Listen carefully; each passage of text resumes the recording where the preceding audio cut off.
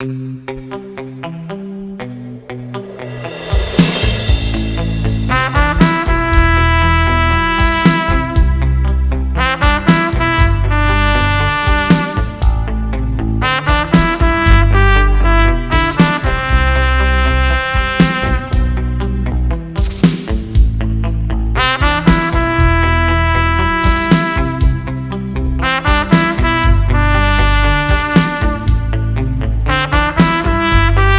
everybody, it's Mr. Haig.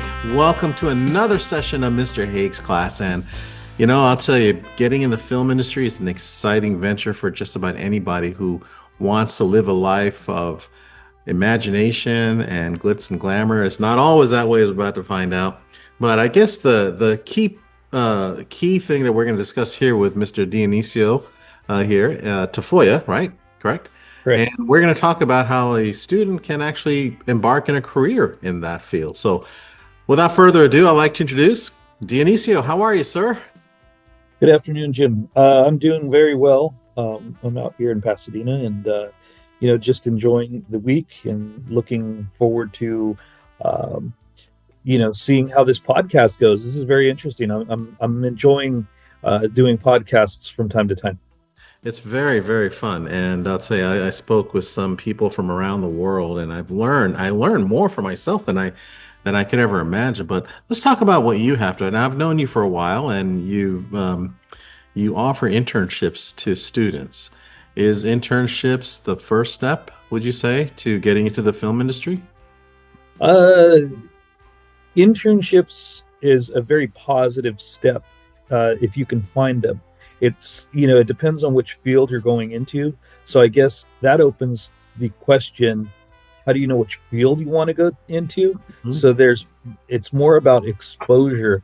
And I would assume that, not assume, but I feel that, those initial steps that you're taking in high school, that you're being exposed to various things other than just the classroom element, when you're going out to field trips, when you are being able to have guest speakers, and when you are being able to see, programming such as like behind the scenes footage and stuff like that, that can be viewed in class. Those are unique touch points where students can begin to engage with the greater career spectrum that is the entertainment industry. And so, what does a young person do if they end up getting a job? What does a typical, like, say, 17, 18-year-old, 19-year-old person do? Well, let me start off by saying I believe all of that is changing. So Okay. traditionally, we could look at internships and uh, entry level positions as being very low rung. It's like you hear the stories about like going out and getting people coffee or doing a lot of paperwork and filing. Mhm. That's kind of evolved into what now they call street teams. Like back in the 80s and 90s, they had street teams where they would have, people handing out flyers, and doing outreach that way. Now that same street team is sort of virtual, so it's like social media posts. I've heard a lot about that as far as internships are concerned, but the way we do it is a little bit different. So we've had a couple of pilot internships which occurred over at Doherty High School, but it was for the K-12 Foothill Consortium, and we had several high schools participating over the summer. So the way that worked is throughout the year, we interviewed students from various programs. Over at Azusa High School, it was their engineering and graphics programs. Mhm. So it's people that have some sort of background or interest in the visual arts or mechanical attributes or even carpentry and whatnot. So we had students from Monrovia, Azusa, Glendora, Charter Oak, uh, Doherty High School, and Mount Olive. And there might have Mhm. been a couple more, but those were the schools that I recall. And so throughout the year, we would go and do resume reviews and mock interviews. That was like the first entry point. That was enabled me to see some of the potential candidates and have my first contact with them and see how they were personality wise. Then that went throughout the year. There was 4 or 5 of those sessions throughout the year. And then when we, you know, decided on the people that we were interested in, then we had a big it wasn't a resume, it was a intern uh review. Like, it was when the students got a chance it was a job fair. That's what it was. It was a virtual job fair, and those students were allowed to come to the different tables and see which summer programs they wanted to get involved in, of which I received 8, and then my partner counterpart that did the VR portion Mhm. uh, received 12 students from the various high schools. And then we worked together with a company called Academy of Leonardo's Apprentice, that's headed by Peter Romero. And so they did the VR portion, and we did the physical design and fabrication of a uh, trade show exhibit for the California High Speed Rail.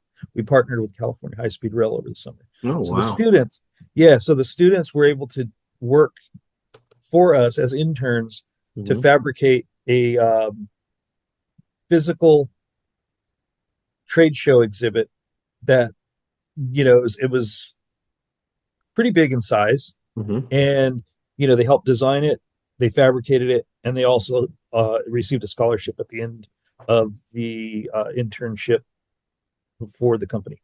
So would this go on their resume as something to do with entertainment, or is it something more like labor intensive or digital media? It actually both, or all three, I should say, Hmm. because I'd like to expand on that.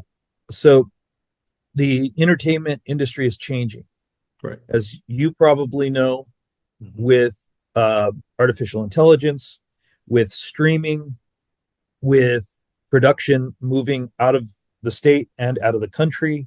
The traditional film and television pathways are not what they used to be, but the people that create the content for those specific channels were always used in various other related fields. So those related fields include theater, they include theme park construction, theme park design. You would use concept illustrators, you would use set designers, and that would also fold into construction, architecture, engineering. So these fields overlap.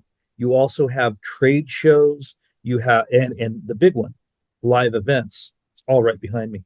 Uh, you know, uh, Live events uses stage building, lighting, sound, rigging. So a lot of these crews are represented by the International Alliance of Theatrical Stage Employees, of which I'm in the Art Directors Guild, Local 800. And so the Local 800 is a uh, labor guild which represents all of the members of the art department, traditionally within film production, but we also have contracts in theater. We also have contracts with what are called scene shops, independent scene shops. Hmm. Scene shops sometimes are peripheral to um, film houses in such that they will build sets, they'll build construction elements for theme parks.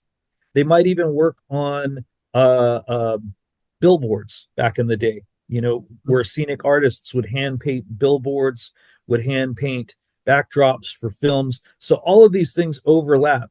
And now you have digital, Hmm. digital VFX, digital media.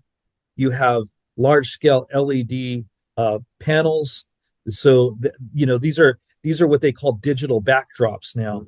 A digital backdrop might not have a static element; it might have a moving element, and they use that in things such as instead of using green screen, now they'll use a volumetric stage, Hmm. which is a big room Hmm. that is full of LEDs, and Right. then they have parallaxing, imagery that moves along with the actors. So you see all of these elements quickly overlap into various industries. And if you look behind me, you'll see some of the other things: historic sites, civic spaces, live events.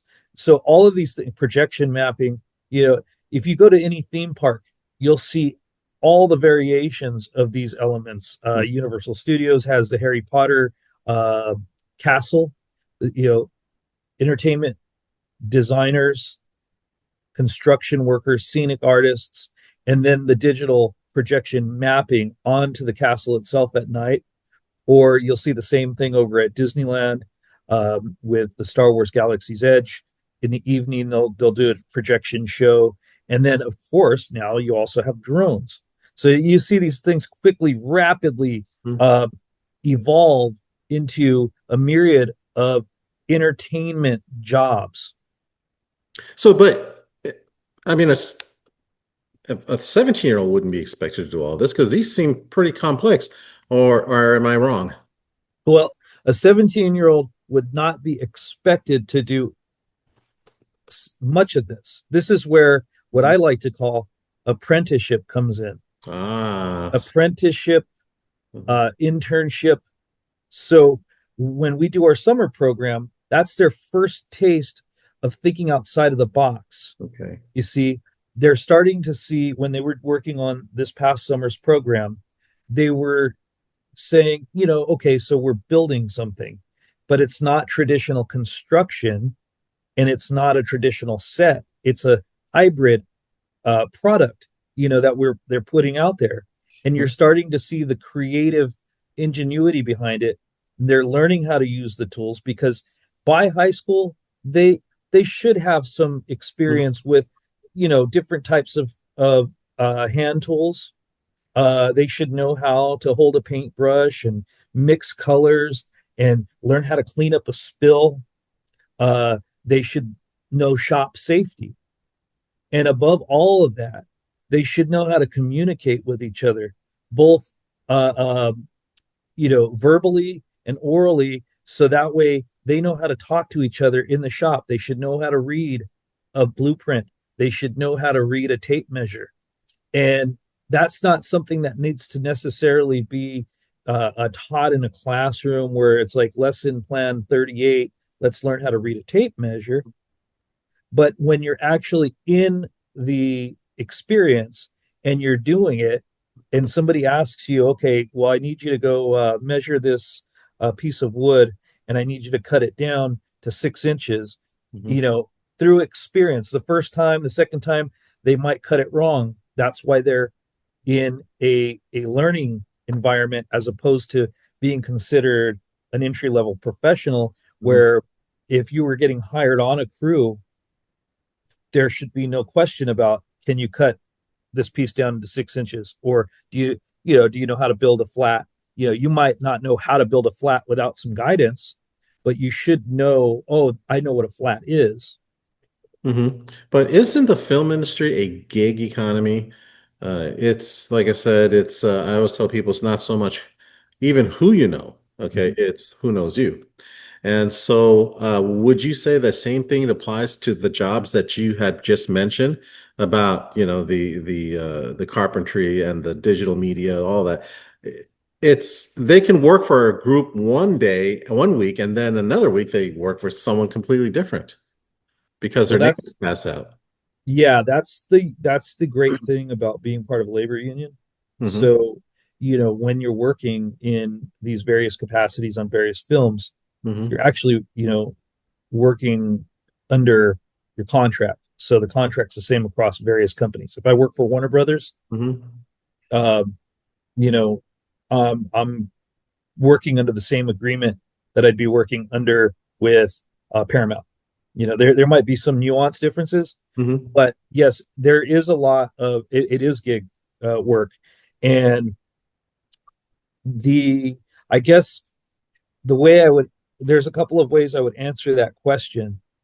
Is one of which is you have to get known throughout the industry by knowing more people. and having more exposure. So that's where, programs like ours, where, we're coming in with guest speakers, and then, the guest speaker might get to talk to some students, and they might not hear from them from a year or two, but having several steps throughout the year, now you're getting to become more familiar, and then taking an internship with like my company. Now, the goal of what we do is to try to make more permanent situations for students coming out into the entry level, so that way they can work on more shows, and they would work with me, and then they would work out in the field and move around. uh, so yeah, there's various possibilities, but the other main thing that we need to teach students isn't just how to be workers. We need to teach them how to produce, eventually sell and produce and create their own shows, so that way they can be hiring people and Mhm. they know the game. So that's where I think it's going to be really big. So, what are some of the issues you run into with students? I mean, I can tell you my issues as a teacher, and believe me, there is something new almost every day. But what are some of the issues that you face? That's one question. Second question is, how can a teacher like myself improve that? Okay, some of the issues that I've run into, of course, now in the age of phones, that's issue number one. And that was something I dealt with in the summer program. And I mentioned it the other day. It took about a week to get the students off the phone. And for me, it was a little bit easier because we're dealing with power tools, and it was easy for me to put that little sense of fear into them. And I remember having a conversation with one student, because he had put his phone down, but I can tell that he's still focusing on it. He Hmm. was still looking over at the phone. And I told him, look, I understand that you put your phone down over there, Hmm. but I also noticed that your attention is still there. And the thing is that this tool can still bite you if you're not 100% focused on it. Oh, yeah. And I remember him snapping out of it. It was also sort of a 12 monkeys thing. Once uh, they collectively got it out of their system, it was almost a peer thing. Once they realized, oh, we're actually all here to focus on this, they did naturally. It was beautiful to see them not utilizing the phone because they were so interested in the project, so they were engaged in it, and it had a lot more elements that were more. I mean, I get the same way. I'll do puzzles on my phone if I'm kind of not engaged with something else that's more uh, prominent. So it's like exercise, Oops, pardon me. It's like exercise. We have to, small doses, and then ramp it up, and then it's going to be painful, and then ramp it up even more, because just like exercise, the mental exercise of doing a new challenge, of engagement, it definitely has been a thing that I've noticed. Other elements in the class, um, I never really sensed any. There was never really any uh, sass or troublemaking or anything like that, because I did free interview for these positions, Hmm. and I made it very clear that if you were going to be in this program, we either had your full attention, or you were free to go home. There was nothing keeping you there. We weren't babysitting. And I also made them understand the amount of ownership and the scale of the project. Like it was a very big project for the students and for us. Having a partnership with the California High Speed Rail, that could be a little abstract for students. They might, yeah, whatever, high speed rail, whatever. But it's your voice that you're giving to the California High Speed Rail. So what is it so giving them the ownership of the project and letting them come up with design elements, I believe our summer program, as well as Academy of Leonardo Apprentice, their program, they both were so successful because we didn't just have assignments for the students to accomplish. We had design elements that we wanted their input on, and that was a little difficult too, breaking them out of, they are used to kind of not having to engage or come up with the answers themselves, because I remember being back in high school, that the answers were in the book. Mm-hmm. So if I just repeated what was in the book, Mm-hmm. it was kind of like this closed circuit. Teacher taught me, read the book. I read the book. I repeated the answer back to the teacher. I get good grade. It was a closed circuit. But when it's more abstract and it's a design or a creation, and there is no correct answer, and you're kind of giving them the freedom to do a little bit more exploration, but you're also expecting the answers out of them, because there were a few that they just didn't want to give an answer, and it's just like, no, we all have to participate in this. We all have to get, what's your answer? Mm-hmm. Yeah, it's putting the first it's putting the first stroke of paint on a blank canvas. And as a professional artist, we all have to do it. And students are so insecure about making that first brush stroke. Mm-hmm. So we have to get them doing it. Wow. Okay. So in other words, you really put them to work and kind of show them the way. And so I guess as a teacher, it would be soft skills, the willingness to learn, the willingness to open up and be vulnerable, I would imagine.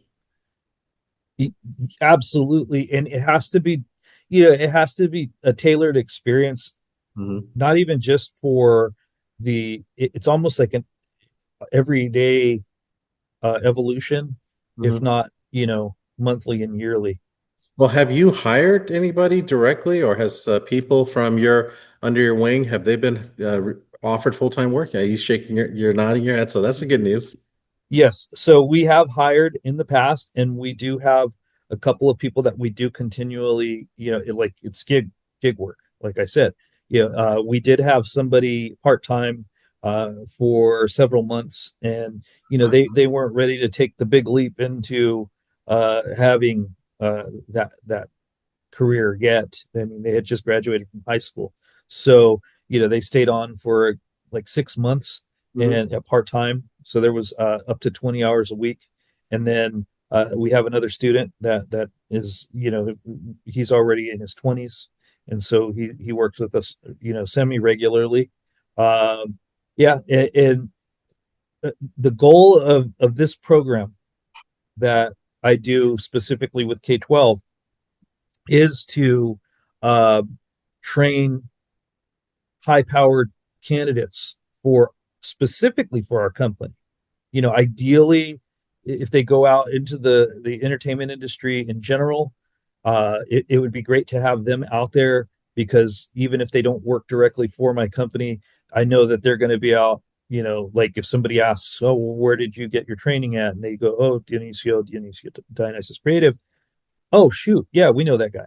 So like it hopefully it can open some doors in that sense. But ideally, I would love to be training students that, because our company is a little bit more diverse than most mainstream industry uh, uh,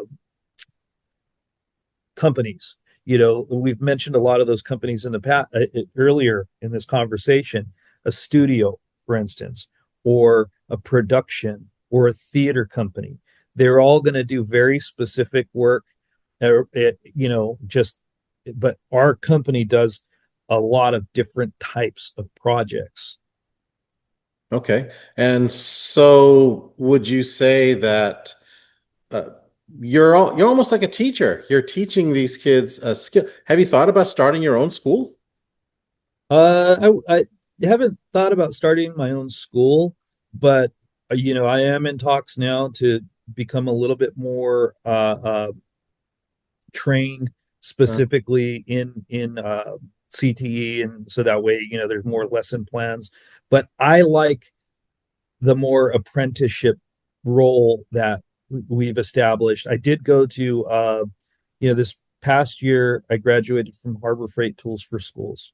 Okay. And they were actually the ones that made it possible for us to do this year's pilot summer intern program. It was a program that I pitched. And the purpose of Harbor Freight Tools for Schools is to develop strategies and solutions for skilled trades education across the United States.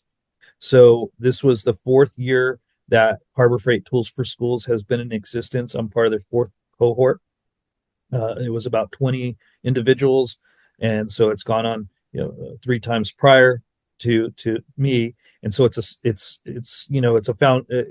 just getting its legs, and the goal, it what it does is it puts educators, industry partners, and individual stakeholders within the academic world from K through 12 Hmm. in the same room together, and it teaches us um, design thinking processes. So it teaches us how to break down just to ask questions, and it starts to reveal an underlying issue within any specific thing that you're looking at. In this case, it's skilled trades education.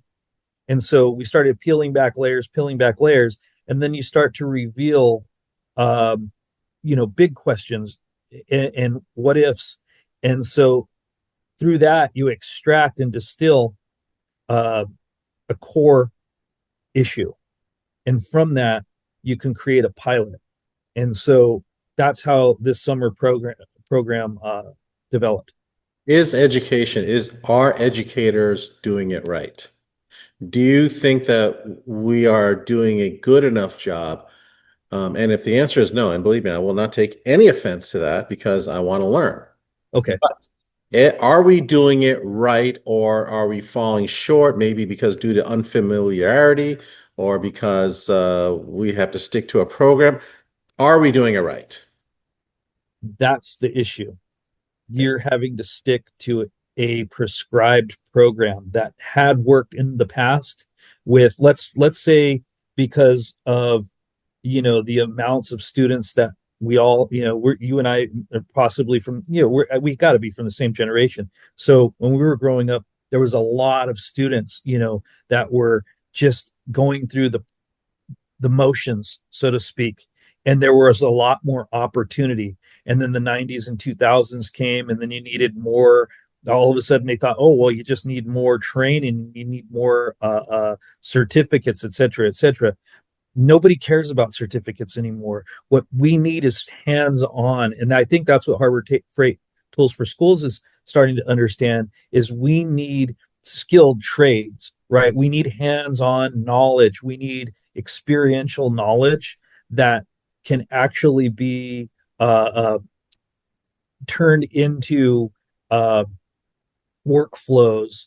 And I think it's not the teachers are doing wrong, and it's not that the schools are doing, it's the system in general is is not keeping up with advances in artificial intelligence, robotics, economies of scale, global economics. These things in a very grand scale, we don't know what we're dealing with. We're using yesterday's solutions to tomorrow's problems, and they don't add up. And so, if we're just looking for jobs for people to do, let's pretend artificial intelligence takes over 75% of jobs, which it's not going to, but let's say that it takes over 75%. Now what? Do we need a basic universal income? Do we need different types of food sources? Do we need all that? Who's got to be thinking of that? Because AI is going to think at AI scale. Humans think at human scale. So the humans are the ones that are still punching the prompts into the AI to get an answer. And so, what is the world that we want to live in? And that's kind of one of the visions that my company is dealing with right now. Is we're dealing with things that are more in the entertainment aspect ratio, if you want to say that. Uh, Things that are like that people enjoy going to, whether that's films, theme parks, and in the back you see it right behind me, civic spaces. Okay, so yesterday I was had the good fortune of going to the Dodgers parade in downtown LA. I've been going to downtown LA a lot more often. I just found out that there was a pedway that was created in the 1970s in downtown LA because they wanted to do a people mover system. They stopped that because there wasn't really a drive for it because it was kind of ahead of its time, but also done poorly. Um, you know, do we go back to trying to fill that in, or do we create something new? Are there new advances in technology that are going to make it easy for transportation? If you look at things like geofencing and projection mapping, our students that are growing up in these neighborhoods here in the San Gabriel Valley, are they going to want to live in these neighborhoods? Are they going to want to scale these neighborhoods up? Are they going to want to live in bigger cities? How is the city of LA going to, reveal itself to the rest of the world and play in a global economy? What about the hindrances of politics? Politicians holding back, certain regression, on a societal context. All these students have the opportunity right now to engage in any field that they want to if they were aware of it, if they realized, if they knew what kind of opportunity they could have by just taking the initiative. It doesn't take a school of 5,000 people, 4,200, 2,000 people. A small school of between 500 to 1,000 people could really make significant differences in a regional economy. And I believe that the students at your high school, some of them are doing dual enrollment where they're getting high school and college credit at the junior colleges. It's not so much to get a certificate, but to get the experiential knowledge, to get the networking connections, with people like myself, people like Amy Fole from the K-12 Foothill Consortium, getting, when you take people to field trips, when you take the students to field trips, and we've taken them over to CBS television in Hollywood, and they meet my old employers there. They get to walk through the stages, see the Bill Maher show, see soap operas. They're like, "What's a soap opera?" You get all these different interactivities, and if they just get more exposure, and then they're being informed at how much their voice is needed in these things, not just the jocks, not just the students that are in student government, but all of them have the artists, the musicians, the people that want to go into nursing, the people that want to go to medicine. Sorry, I'm rambling on, but there's just so much to say on all of these topics. Well, the thing is that what I'm hearing you say is that they're not getting the kind of education in high school that prepares them immediately. So you don't rely on high school teachers. You rely basically on, your experience that you've gathered and passing it on. So in other words, they're relearning, they're unlearning what they did in the past and relearning what they should be for the future. And I'm not offended about that at all, because here's part of the problem that I have. How do teachers find out what's the market? How do I know? How would Externships. Externships? Yes. What is an externship? So yes, so an externship is the reverse of the internship. So the internship was the student being brought into our company and they're working for us. So the externship also happened this year naturally. So we had our woodshop teacher over at Doherty High School. They have a wood shop? That's awesome. Yeah. And so their woodshop teacher had never seen the type of work that we do in the entertainment industry. So he went with us on all the field trips. He was able to see the students building, and he was totally amazed every day. You should have him on your show, Mr. Six over at Doherty. And every day he'd say, "Gosh," he goes, I just never thought to." So he was learning a new avenue, and I was telling him, wouldn't it be great if your wood shop could work with the film productions, and instead of me coming in, you Mhm. just have your students build the sets because now they know how to build the sets. They might still need some guidance. They might still need, me to come in and give them some pointers and everything. But that's the externship because the teacher is now learning how to run a wood shop for a dynamic output instead of it just being, you know, let's build a cabinet or let's build these standard uh, curriculum.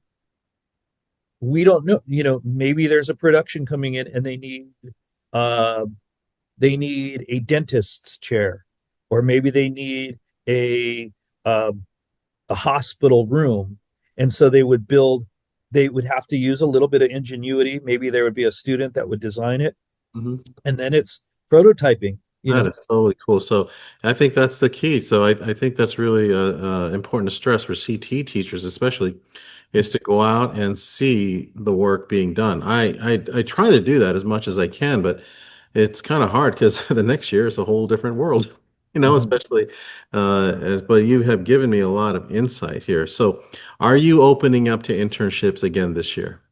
Oh, of course, absolutely. Yeah, and we haven't yet established our exact internship, like the program yet. What it's going to be for this year. It's the past 2 years it's been different each year, and well, actually the past 4 years we've done this for 4 years, Right.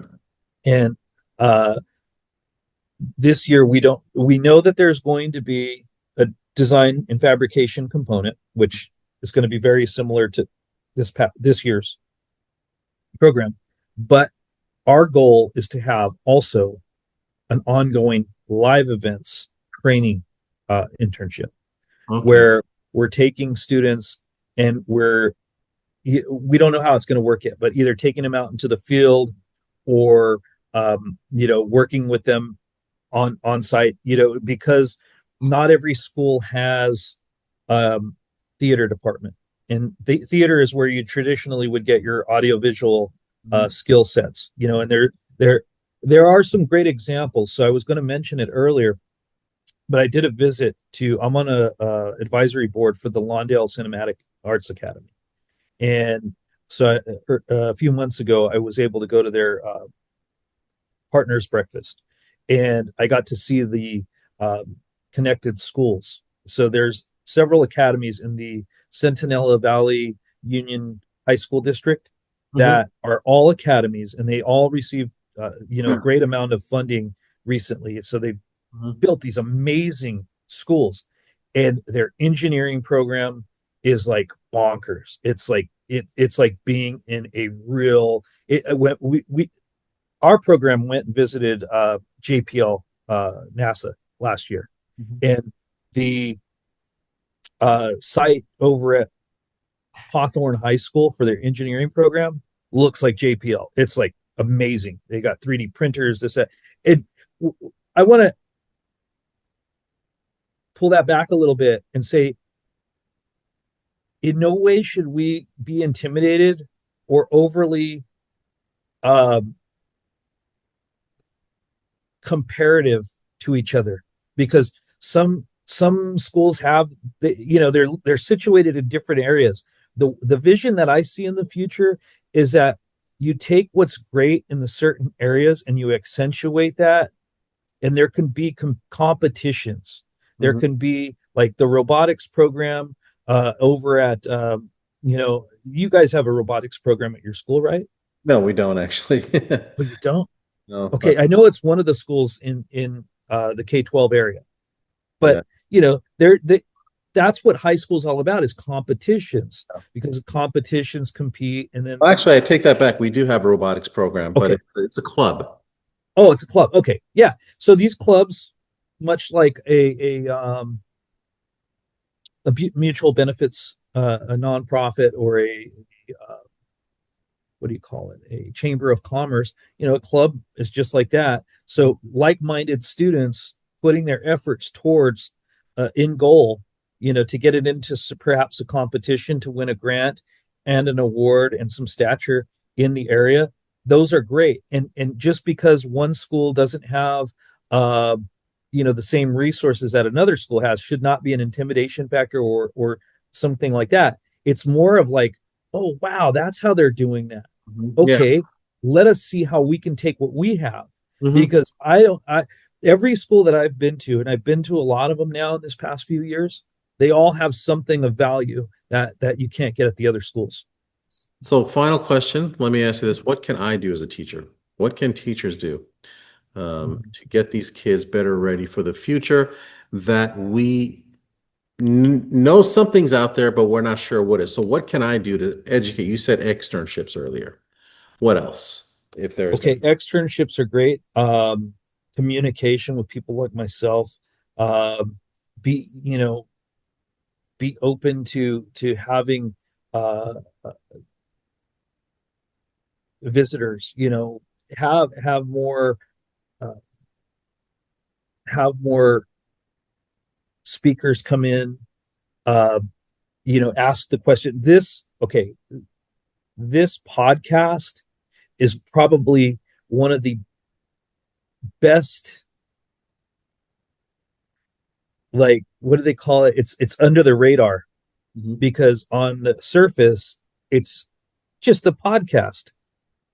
Mhm. Under the radar, you're inquiring about all these questions. So if you have, next week you have a scientist from JPL, Mhm. or you have somebody that owns a Formula One race car, or another professor over at Art Center that teaches automotive design. Mhm. You're asking all these questions, and you're asking it in service of the students, but also you're learning all these new ways to introduce this.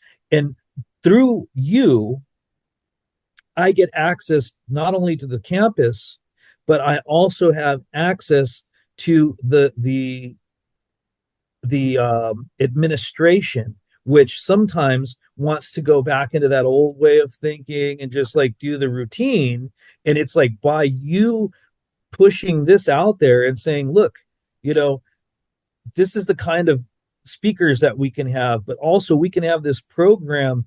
Let us, you're the one that's going to be able to bring in our programs. Mhm. It's not going to be me going to the administrators or the board, or the people that run the school and saying, "Hey, I've got this really great idea for this program. You know, let me work. At the school, or let me work at a series of schools." No, it has to be through through the educators there that see the value in what we're doing, and partnering up with the right teams, of course, because it's like, you don't want just more of the same. You don't want somebody else that's going to come in side by side and just try to teach another course, Right. because if that was the case, you could teach another course. Mhm. You need somebody like the goal of, again, Dionysus Creative is to create training for our future workers. We want to be able to be partnered with the schools so that we can train them just enough that when they do come for an entry level position with my company, I know, oh, that's Danny, you know what? I remember how difficult it was to get it through to you, but I also know that you broke through that in the summer intern program. Mhm. Now I know, are you ready to take another step? Are you ready to actually work and get paid? Are you ready to show up on time? Are you ready to be here and do? Because I already know that you know these basic skills. I know that you showed initiative. I know that you showed that you knew how to, like, draw a little bit. Can I give you more and expect you to do the job through to finish and actually do something that I can pay you for? Right. Right. Wow. Well, this has been an amazing conversation. I've learned a lot of here. And the most important thing is that I've learned what I have not learned. Okay. Which I think is really, because I'll tell you, I want my students to be more successful than me. And I want my students to, be able to buy a home and earn a living and buy a car.